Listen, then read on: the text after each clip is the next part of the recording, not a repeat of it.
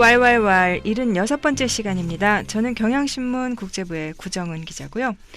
오늘은 예고해드렸던 대로 중국의 혁신 창업 바람에 대해서 좀 다뤄볼까 합니다. 오늘도 홍 선배 모셨습니다. 홍 선배 안녕하세요. 네, 안녕하세요.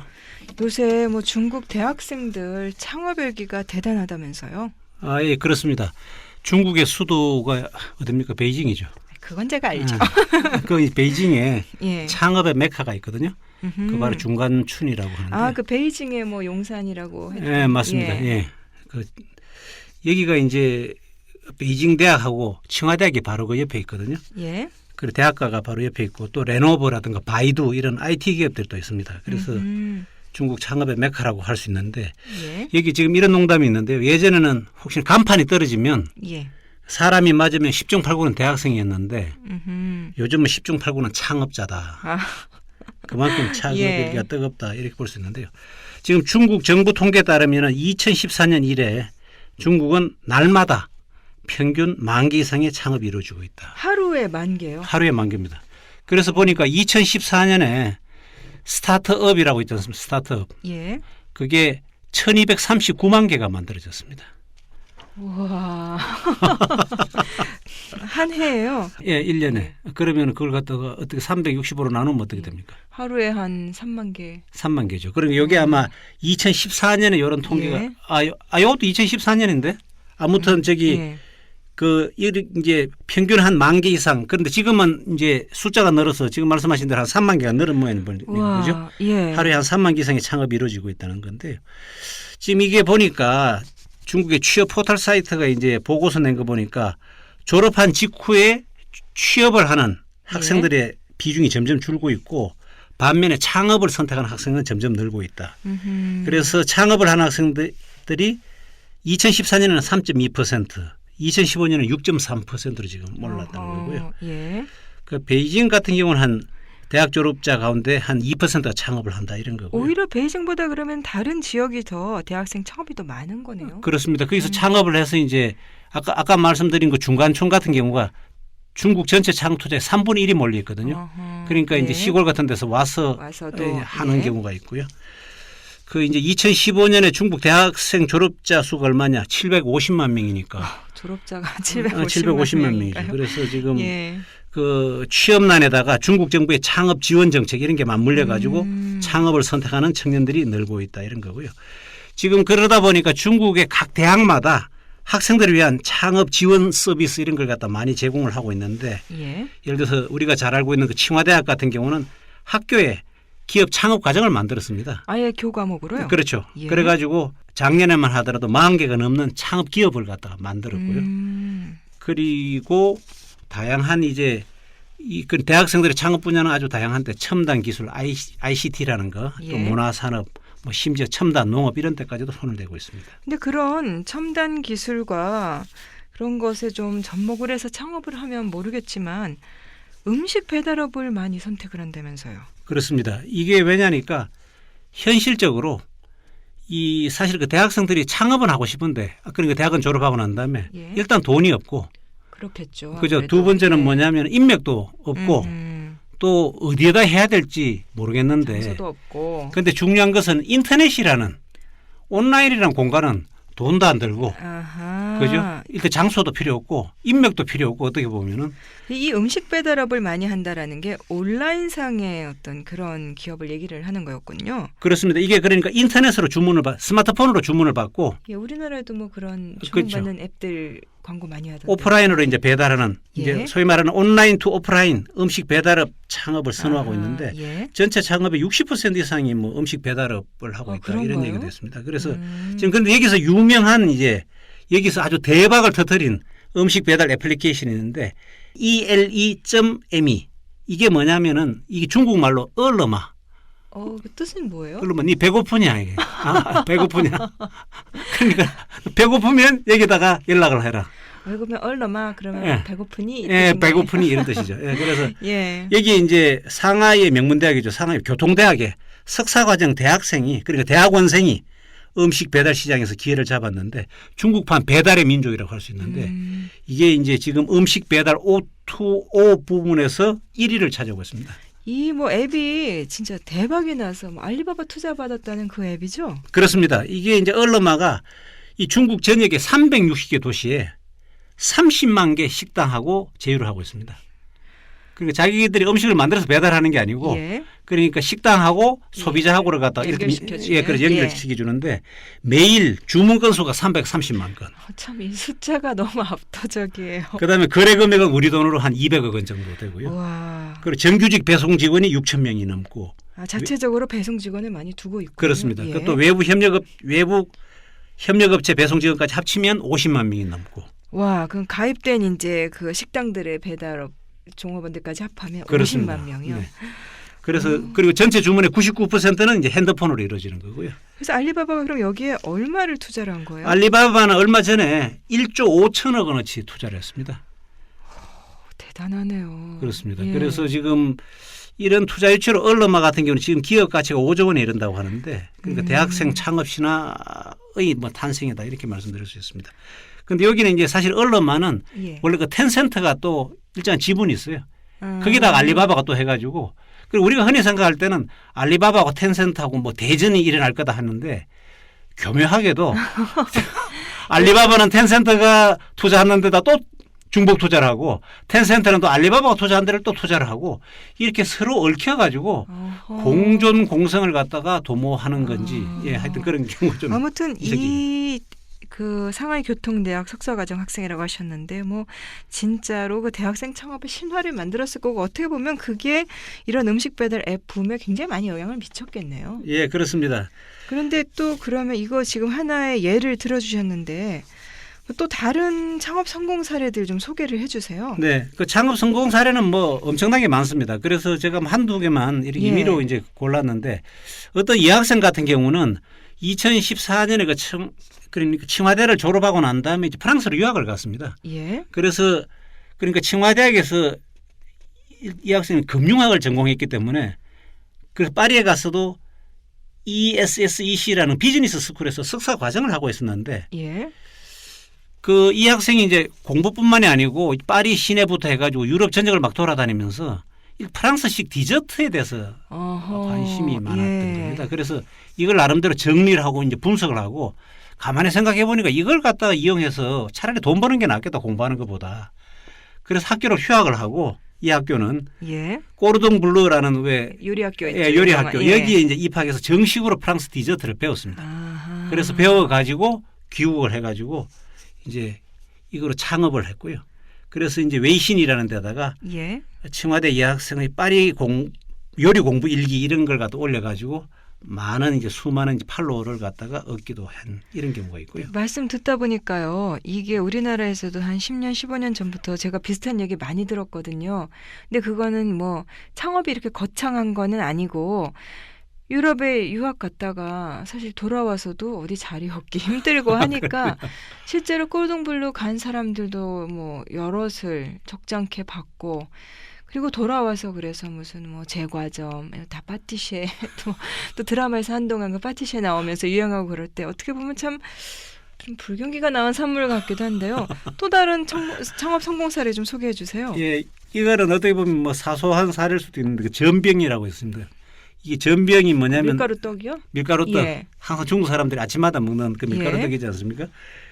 어떤 사람은 이 IT 업체 다니다가 예. 한 4년 정도 이제 그 다니다가 그 직장을 버리고 그런데 이 사람이 이제 매일 직장에 출근하면서 그러니까 지하철역 입구에서 어떤 부부가 아침에 전병을 갖다가 이제 매일 구워서 이제 파는 거 보고 그 직장인들 이용하는 거 계산해 보니까 저게 차라리 낫겠다. IT 업체 다니는 것보다. 예. 그래서 때려치우고 그 대신에 이제 일반 전병하고는 다르게 예. 웰빙 전병이다. 그래서 나름 또 머리를 써서 그렇습니다. 예. 몸에 좋은 잡곡을 갖다 많이 쓴다든가 그다음에 저기 사실은 싸구려 기름 같은 걸 안 쓰고 좀 이제 그러니까 고급화를 시킨 거. 고급화를 시켜가지고 나름대로 차별화에 성공을 했습니다. 그래서 그리고 또 이제 IT 업계에 일단 다녔기 때문에 직접 배달을 다니면서 나름대로 고객에 대한 빅데이터를 수집해가지고 그걸 갖다가 마케팅에다 활용했다. 전면 가게도 이제 아무나 못 하겠네요. 이렇게 빅데이터까지 나오고 그러면은. 그래서 이제 2014년에 이 사람 같은 경우는 10만 위안을 투자를 했는데 우리 돈으로 2천만 원이죠. 투자를 했는데 벌써 투자 비용을 회수했다. 지금 말씀해주신 사례들이요. 결국 다 먹는 것과 관련된 거네요. 역시 이게 취업하기도 힘들고 그럴 때는 먹는 거를 팔아야 된다라는 좀 그런 것 같기도 한데. 근데 그게 왜냐하면 사실 예. 먹는 거는 사실 불황이 없다고 그래요. 불황이 없다고 하지만 또 창업도 많고 폐업도 참 많잖아요. 먹는 거 말고 다른 분야에서 좀 성공한 사례들은 없나요? 예, 어떤 사람은 이 보니까 신동방이라고 그 중국에서 이제 큰 이제 영어 학원이죠. 예. 영어 학원인데 뭐 이게 영어 학원이라고 하기에는 사실은 영어 교육 그룹이다 할 정도로 근데 왜냐하면 중국 사람들이 영어를 배우기 위해 가지고 어떻게 보면은 뭐 우리도 마찬가지지만 이렇게 목숨을 걸거든요. 그리고 사실 중국 같은 경우는 영어 점수 뭐 시험이 있습니다. 그래서 그 4급이라고 했는데 그 4급 시험에 통과를 해야 영어 시험에 4급을 통과를 해야 그 대학을 졸업을 할 수가 있어요. 아하. 그래서 굉장히 영어에 대해서 이제 목이 매여 있는데 그 이제 이 사람 같은 경우는 이제 2008년부터 이 이제 신동방 학원에서 영어 작문을 가르쳤는데 영어 작문을 가르치다가 이제 온라인 교육 사업에 이제 입문을 하게 된 겁니다. 역시 그러니까 신동방 그룹에서 하는 건데 예. 그러다가 이제 이분이 이제 워낙 이제 입담이 좋고 그리고 또 뭐 위미디어 마케팅이라고 있습니다. 위미디어 마케팅에다가 입소문 효과 아하. 그리고 또 공익 강좌라는데 그러니까 이 저기 공짜로 그러니까 그 재능 기부죠. 이런 예. 식으로 해가지고 이제 이름을 많이 알리게 되니까 월 그 등록 학생이 처음에는 20명인데 나중에 뭐 1000명 이상으로 늘어나는 인기 강사가 됐거든요. 그런데 남조리를 시킬 필요가 없다 해서 그 직장을 관두고 자기가 창업을 해서 이제 역시 마찬가지로 온라인 교육 플랫폼을 통해 가지고 역시 그 위미디어 마케팅에다가 역시 그 재능 기부를 해가지고 예. 점점 사업을 확장해서 지금은 연간 뭐 순이익이 1000만 위안을 넘는다. 와. 근데 이렇게 혁신 창업 열풍이 분 배경이 있을 것 같아요. 그렇습니다. 역시 알리바바의 마윈 그리고 텐센트의 마화腾같은 IT 신화, IT 대박이 결국은 이제 현실이 되지 않습니까? 그러니까 뭐 야후의 제리 양이라든가 그 마이크로소프트 빌 게이츠 같은 사람들이 미국의 실리콘밸리 붐을 더 크게 만드는 데 일조를 했던 것처럼 중국에서는 마윈이나 마화腾같은 사람이 그런 좀 역할 모델이 되어주고 있는 거군요. 그렇습니다. 그리고 사실 이제 마윈 같은 경우는 중국의 젊은 창업가들의 우상인데요. 예. 2014년에 9월 보면 알리바바 같은 경우는 우리 돈으로 240조 원에 이르는 뉴욕 증시 사상 최대 규모의 IPO 기록을 세웠지 않습니까? 예. 그런데 이게 사실 마윈 같은 경우는 뭐 중국의 뭐 베이징대라든가 칭화대 출신도 아니고 어디 그 저기 저장성 항저우에 아주 예. 그 신통찮은 대학 그것도 뭐 삼순가 해가지고 사순가에서 들어갔고 그 다음에 아무 돈도 없고 IT 기술이 있는 것도 아니고 그런 평범한 영어 강사 출신인데 예. 1999년에 창업을 해가지고 불과 10몇 년 만에 이제 이런 대박을 터뜨렸으니까 이게 그 저기 중국의 그러니까 젊은 세대들이 우리도 지금은 돈도 없지만 우리는 열정만 있다. 우리도 마인의 열정을 갖고 있으면 우리가 대박을 갖다 이룰 수 있다 이렇게 하는데. 열정 노동되면 안 되는데요. 그런데 여기서 제가 한마디 이제 사실 덧붙이고 싶은 게 마윈이 저번에 중국 언론하고 인터뷰를 한 걸 보니까 예.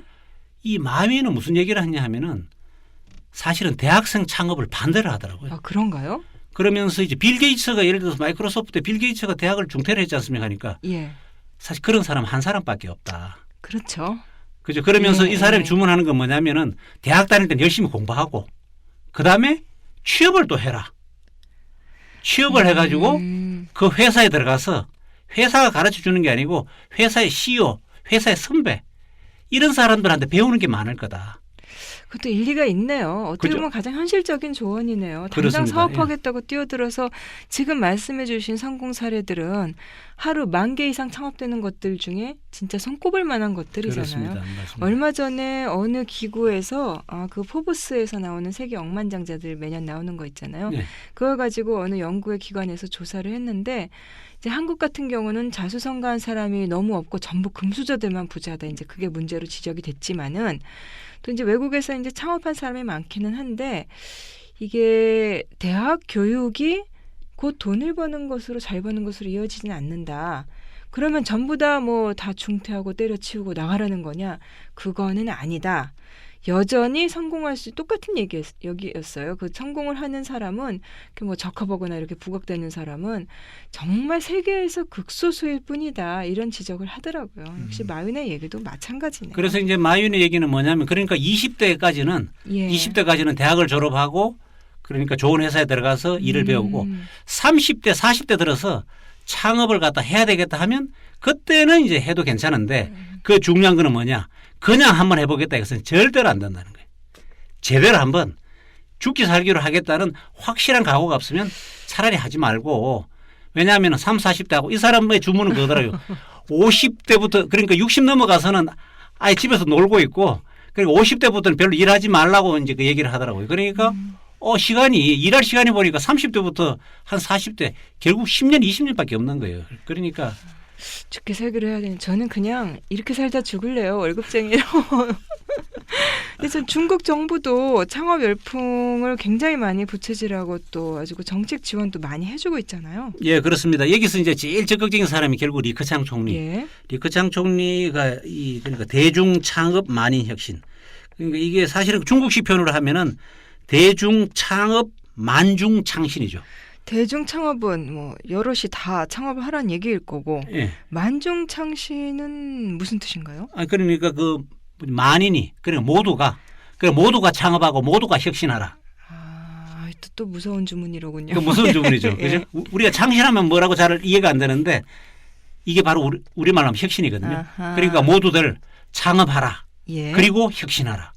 이런 주문을 지금 내건 건데 이게 뭐냐면 2014년 9월에 중국에서 그 당시 그 하계 다보스 포럼이 열렸는데요. 예. 그때 리커창 총리가 참석을 해서 치사를 했는데 거기에서 바로 이 슬로건 대중 창업 만중 창신을 주장했습니다.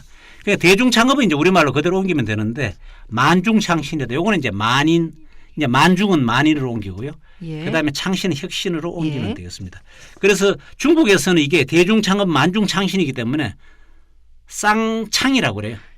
말 잘 갖다 붙여. 쌍창인데 근데 이제 우리는 이게 이제 또 이제 만인 혁신을 바꿔버리기 때문에 예. 이게 쌍창이라 그러면 또 이해가 안 되는데 예. 아무튼 그래서 이제 중국에서는 두 개를 합쳐서 쌍창이라 그러고요.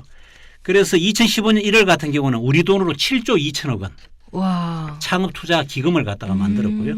그다음에 그 두 달 후에 2015년 3월에는 대중 창업 지도 의견 8개 항 이걸 이제 중국 정부가 발표를 했는데 일종의 그러면 가이드라인 같은 거. 가이드라인이죠. 그러니까 어떻게 하면 대중 창업의 공간을 넓히느냐, 그리고 어떻게 하면은 혁신 창업의 문턱을 낮추느냐, 이 구체적인 이제 가이드라인을 갖다 여기다 담으면 실천 방안을 내놓은 겁니다. 근데 이렇게 중국 정부가 창업 지원 적극적으로 나서는 거는 뭐 아무래도 취업난이라든가 그런 게 배경에 있는 거겠죠? 그렇습니다. 결국 이제 우리가 보면은 한마디로 말해서 두 마리 토끼를 잡겠다는 건데 하나는 지금 말씀하신 대로 창업을 통한 취업난을 해결하겠다는 거고 예. 또 하나는 뭐냐면 새로운 신성장 동력을 갖다 찾겠다는 겁니다. 지금 중국의 말 그대로 쌍창이네요. 쌍창 취업난 대중들이 다 창업을 해서 취업난도 풀고 모두가 다 혁신해서 성장 동력으로 만들고 그렇습니다. 예. 그래서 지금 대학 졸업자들이 취업하는 것보다는 그 반짝반짝하는 반짝이는 이제 아이디어를 내 가지고 창업을 해서 대박을 내면 그것이 바로 중국 경제에 큰 도움이 된다 이렇게 보는 거고요.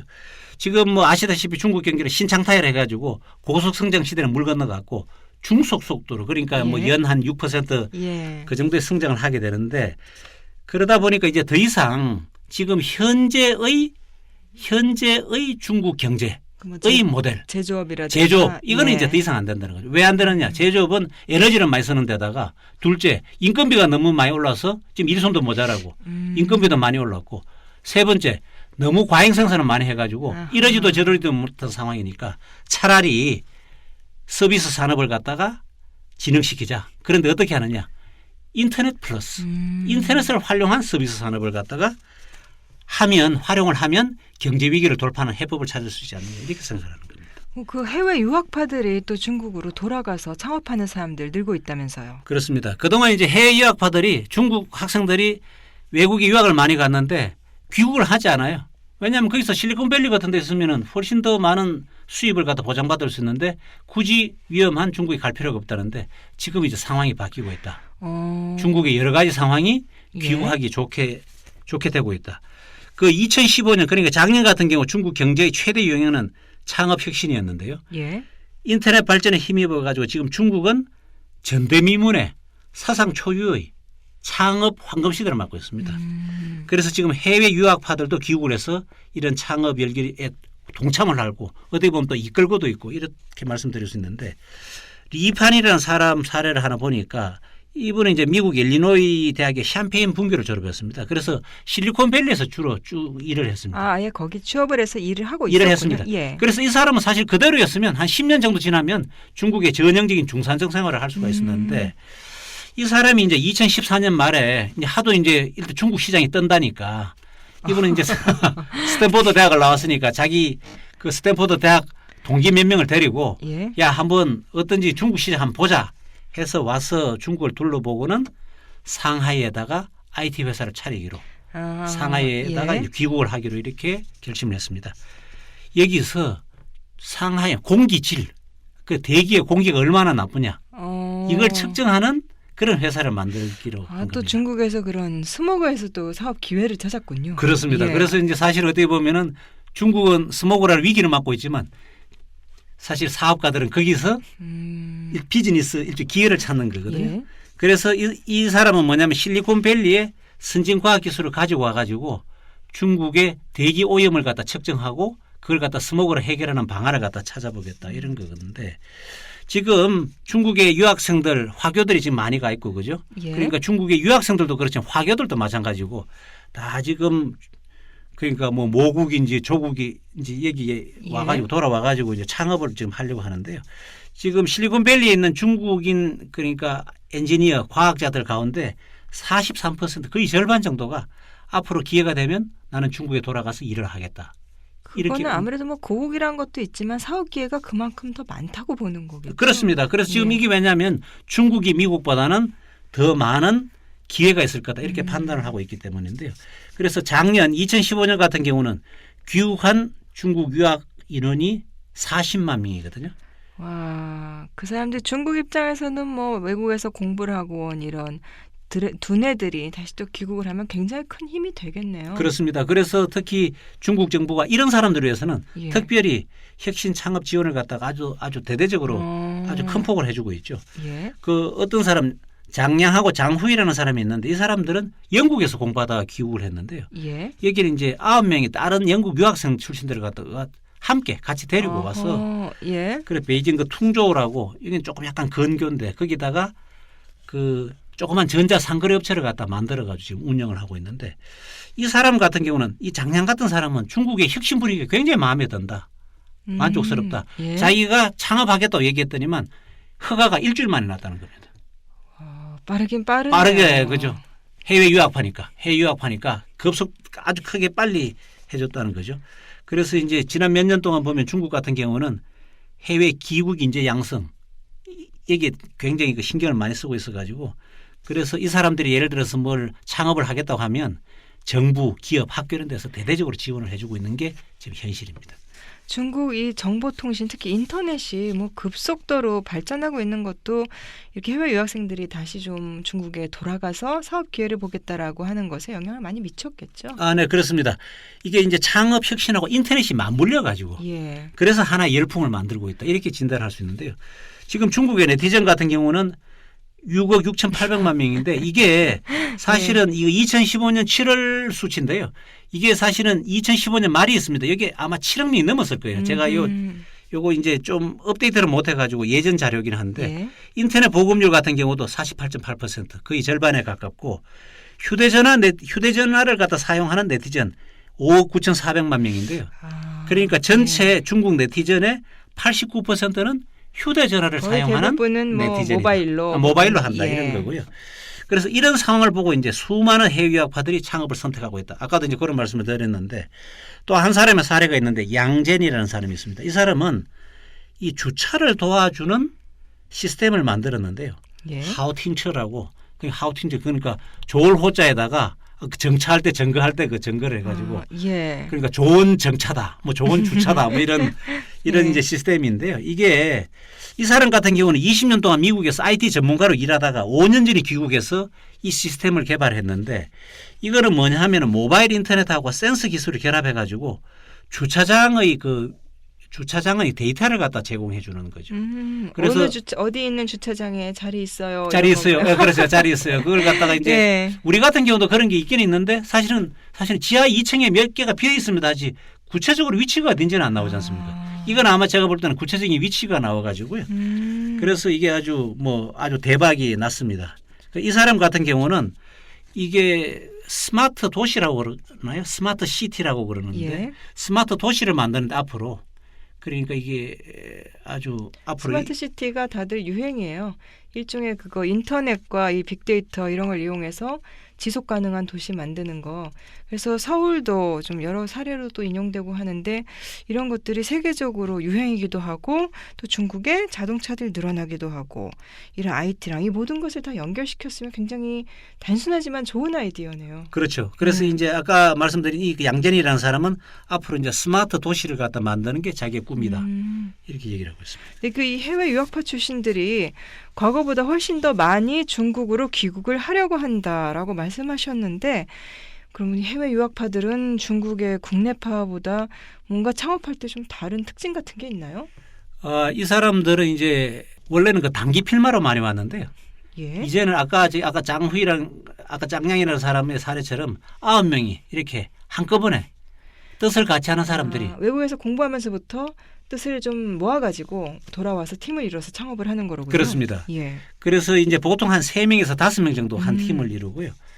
그다음에 창업자 연령 보면 한 30세에서 40세. 그리고 이 사람들 그냥 오는 게 아니고 자기만의 기술, 자기만의 특허를 들고 옵니다. 아하. 그 특화된 예. 기술을 가지고 오는 거죠. 무턱대고 오는 게 아니고. 그래서 이 사람들이 그러면 왜 귀국하느냐. 여기서 돈을 댈 수 있는 합작 파트너를 구하겠다는 거죠. 중국에서. 예, 그래서 주로 이제 바이오라든가 전자정보, 환경보호, 뭐 에너지 절약, 신소재, 첨단 서비스 이런 걸 갖다가 찾는데요. 이 해외 유학파들은 이제 창업할 때 이제 어느 도시를 갈 것이냐 이걸 갖다 많이 찾고 하는데 아까 맨 앞에 제가 말씀드리는 사람은 상하이를 갖다 선택했지 않습니까? 예. 근데 보면은 베이징은 베이징 나름대로 특징이 있고 베이징 그다음에 광동성의 선전, 심천 그리고 상하이 이 세 군데가 사실은 중국 그 3대 창업 기지라고 할 수 있는데 예. 베이징 같은 경우는 역시 중간촌이 있기 때문에 이제 제일 그 유력한 거고 그리고 또 선전 같은 경우는 뭐가 좋으냐 하면은 거기에는 여러 가지 제조업이 많이 발전해 있어 가지고 부품 만들기가 좋아요. 그러니까 아이디어를 가지고 제품을 빨리 만들기가 선전이 굉장히 유리한 거고. 선전이 요즘 뭐 스타트업의 메카라고 하죠. 그렇습니다. 예, 그래서 네. 거기는 뭐냐면은 시제품을 만들기가 좋습니다. 또 그런 특징이 있군요. 예, 그렇죠. 그다음에 상하이 같은 경우는 이 상하이 사람들의 특징이 뭐냐면 실용주의죠. 실용주의. 그러니까 돈 되는 것만 좋다 보니까 이 사람 주로 게임 좋아합니다. 게임. 온라인 게임 같은 걸 갖다 집중적으로 예. 특화를 하고 있습니다. 그런데 이제 그러다 보니까 야, 이게 너무 온라인 게임만 하면 안 되겠다 해서 지금 좀 다양하게 이제 번지고 있는데 아무튼 그 세계 도시를 갖다가 이렇게 세계 도시의 특징을 제가 말씀드렸는데 이제 해외에서 귀국한 친구들이 창업을 할 때 어느 도시를 할 것이냐는 그 소프트 환경 이걸 갖다가 이제 소프트 환경이 얼마나 우호적이냐 이걸 갖다가 열심히 보고 있습니다. 그 대학들도 아까 잠깐 그 칭화대 이런 데 소개를 해주셨는데 창업 지원 정책을 뭐 많이 편다면서요? 그렇습니다. 그런 그 장수성 난징 우리가 알고 있는 남경에 있는 명문대학입니다. 뚱난따시어라고 예. 그러니까 동남대학이라고 예. 여기는 중국에서 그러니까 16번째로 좋은 대학입니다. 이 대학 같은 경우는 학생들의 혁신 능력 배양에 이제 주목을 하고 있는데요. 그러니까 해마다 15,000명의 학생들한테 혁신 창업 훈련을 갖다 시킵니다. 그래서 이 학생들이 참가하는 혁신 프로젝트가 1,000개가 넘어요. 매년. 그리고 이제 성과가 있으면 이걸 갖다가 상품으로 만들어 가지고 시장에 네. 내보낼 수 있도록 이렇게 학교가 이제 유도를 하는데 이제 학교가 판단할 때는 학생들이 이렇게 혁신 활동을 하면 나중에 창업을 하는데도 많은 보탬이 될 거다 이렇게 판단을 하고 있는데 그렇지만 학교 내부의 혁신 활동으로는 미흡하다. 그래서 외부 기관하고 손을 잡고 이렇게 학생들의 혁신 역량을 갖다가 배양한다. 이런 외부 내용이에요. 기관이라고 하면 뭐 어떤 거예요? 예, 그래서 이 학교 같은 경우는 역시 광동성이죠. 광저우죠. 그죠? 광주. 예. 광주에 있는 그 창객가라는 혁신 창업 플랫폼을 활용하고 있습니다. 이 창객가라는 게 중국말로 추앙크라는 건데요. 한국말 하면 창객. 이게 창객이라는 게 메이커라는 뜻입니다. 미국 그 MIT 미디어 랩에서 예. 아이디어 가지고 창업하는 사람 있지 않습니까? 예. 그 사람들 갖다 메이커라고 하는데 그러니까 중국에서는 창업한다는 창자에다가 그러니까 일단 손님 객자를 써가지고 창객이라고 하거든요. 창객의 거리다. 이런 이제 혁신 창업 플랫폼을 활용하고 있는데 예. 여기 이제 창객가는 뭐냐 하면 새끼매를 부화시킨다. 중국말로 하면 후잉지화라는 거. 그러니까 아하. 매를 부화를 시켜가지고 그걸 갖다가 이제 어른매로 말 그대로 인큐베이터네. 인큐베이터 만들 이 계획을 하고 있는데요. 여기는 그러니까 뭐냐면은 이 학생들이 여름 방학을 이용해서 창객가에 들어가서 창업 실습을 하는 겁니다. 창업 실습을 어떻게 하나요? 창업 실습은 그러니까 회사, 예. 그러니까 창업 회사에 들어가 가지고 실제로 파트너로서 아하. 창업을 같이 예. 하는 거죠. 그러니까 이제 사실은 동남대학 같은 이런 명문대학 같으면 대기업에 인턴 정도는 손쉽게 갈 수가 있는데 왜 안 가느냐? 대기업에 가봐야 서류 복사하는 것밖에는 일을 안 시키니까 차라리 예. 초창기 인큐베이터 회사에 들어가서 자기가 같이 파트너로서 같이 한번 창업을 해보겠다 이런 거고요. 그런데 이제 창객가 사람들이 얘기는 그런 얘기를 합니다. 이 일단 동남대학에서는 판단을 잘했다는 거죠. 왜냐하면 대학생 창업이라는 게 사실은 경험도 모자라고 지식도 없으니까 순수 창업은 실패하기가 10중 8구인데 이렇게 사회에 있는 창업 다른 진짜 창업자랑 같이 좀 같이 해보는, 하면은 진짜 예. 배우는 게 많다 이런 얘기를 하고 있습니다. 근데 사실 지금까지 그 창업 붐에 대해 설명을 해주셨는데 우리도 뭐 늘 뭐 창업했다가 또 문 닫는 사람들도 너무너무 많고 이게 이렇게 장밋빛으로만 보기는 참 힘들잖아요. 현실에서는. 그렇습니다. 현실은 그렇지가 않죠. 현실은 냉엄한 거죠. 그렇죠. 그죠. 슬로건은 화려하지만 예. 현실은 냉엄합니다. 그래서 지금 인큐베이터 기업이 한류를 맡고 있다. 우리나라의 한류가 아니고 차가운 차가운 한류. 바람을 맡고 있다. 이런 얘기도 지금 들리고 있습니다. 그래서 지금 나오는 얘기는 중국 기업들이 크게 일을 벌리고 빨리 성과 이루는 거를 좋아한대요. 중국 사람들이 이제 만만디라는 건 옛날 말이고 예. 이 빨리 이제 하고 또 세밀하고 정밀하게 일을 추진하는 데는 좀 서투르다. 아무래도 역사가 짧고 하니까 그런데요. 예. 그래서 이제 혁신이나 창업을 하려면은 이 깊은 이해와 천착, 한업적인 데서 예. 그걸 해야 되는 게 필요하다 이런 거고요.